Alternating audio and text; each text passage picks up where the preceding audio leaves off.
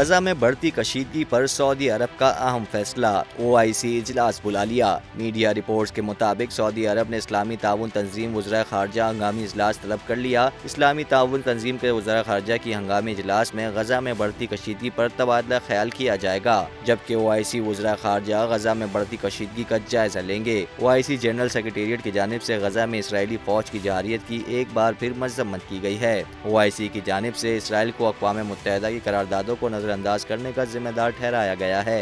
दूसरी जानिब खादिम हरमैन शरीफैन शाह सलमान बिन अब्दुल अजीज की ज़ेर सदारत सऊदी काबीना का इजलास हुआ, जिसमें आलमी राब्तों के जरिए गजा में कशीदगी रोकने के अज़म का इआदा किया गया। इजलास के एलानिये में कहा गया कि सऊदी अरब जद्दोजहद में मुसलसल फ़लस्तीनी अवाम के साथ है। गजा और गिरदोनवा में लड़ाई बंद करना ज़रूरी है। इजलास में शहजादा मोहम्मद बिन सलमान ने कहा कि सऊदी अरब फ़लस्तीनी अवाम के जायज़ हकूक़ के उसूल में साथ है।